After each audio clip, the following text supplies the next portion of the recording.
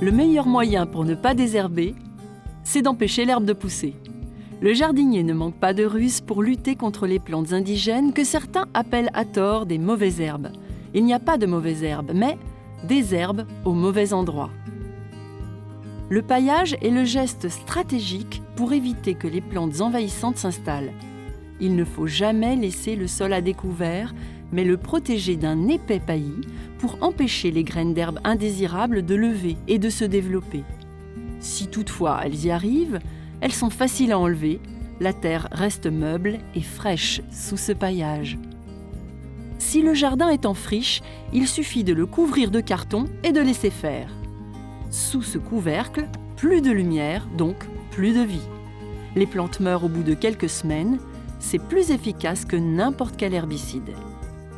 Pour démarrer un potager sur un terrain enherbé, l'idéal est de faire pousser des pommes de terre. C'est une culture nettoyante.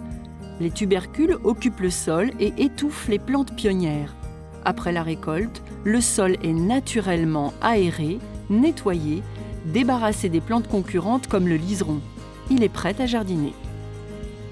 La nature a horreur du vide. En attendant le prochain semis ou repiquage, et pour mieux s'organiser, le sol peut être provisoirement recouvert d'une bâche, ce qui permet de le retrouver intact quelques jours ou semaines plus tard.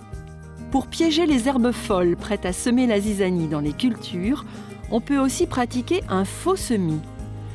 Il s'agit de préparer le terrain comme pour un vrai semis, aérer la terre, niveler avec un croc, arroser, sauf qu'au lieu de mettre en culture, on laisse lever toutes les graines spontanées en dormance dans la terre. Une fois sorties, il n'y a plus qu'à les éliminer facilement d'un coup de sarcloir et la place est libre.